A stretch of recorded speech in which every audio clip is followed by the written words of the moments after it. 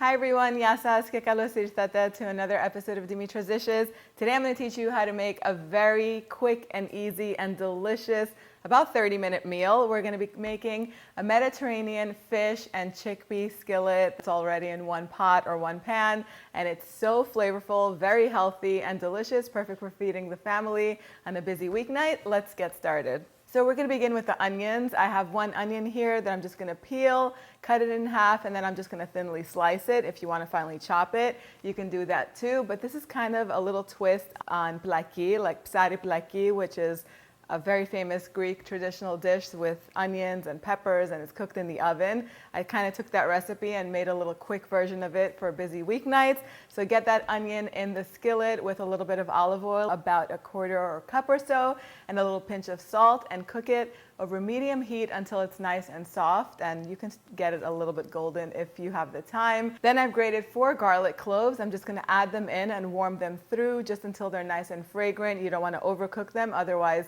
they'll burn and become bitter. So as soon as they're nice and fragrant, you can add the chickpeas in. I have a 15-ounce can of chickpeas that I've drained and rinsed, and I'm just going to add that in and just warm the chickpeas through for a little bit. Next, I'm using these grape tomatoes that I have on hand. If you don't have them, you can use 1 or 2 regular fresh tomatoes or a can of diced tomatoes or even pureed tomatoes for this.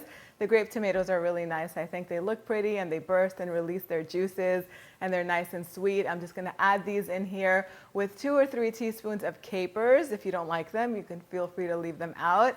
About a quarter to half a cup, I'm not even measuring, but around that much of Kalamata olives. These are already pitted. I'm also going to add a teaspoon of dried oregano to this. Season everything with salt and pepper. And I'm just going to cook this over medium heat until the tomatoes start to soften. You can crush them with your spatula if you want to, or you can leave them. They'll kind of melt in there once we add the fish.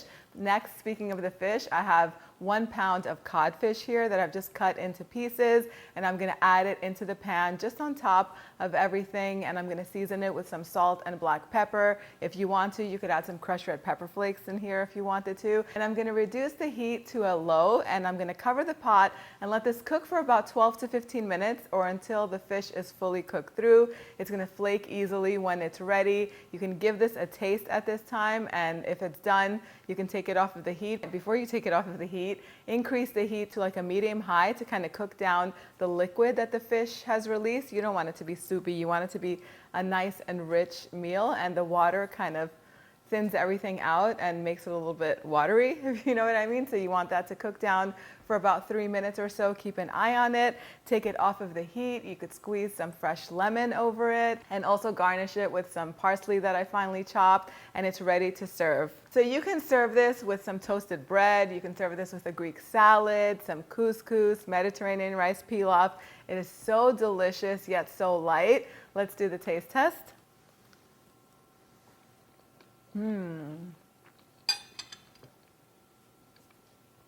So light and flavorful. I love the lemon in it.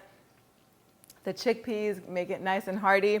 If you don't like chickpeas or you don't have them, you can definitely use beans in here. I mean, there's so many ways to switch this up, but here's a recipe that can be on the table from start to finish in 30 minutes. You really can't beat that. If you don't like the whitefish or if you have some salmon on hand, that will also work in this recipe. The cooking time stays the same. You can head on over to the website dimitrasdishes.com to print this recipe out. Let me know what you think. Post your recipe request in the comment section down below. Thank you so much for spending time with me today. I'll see you all next time. Yasas.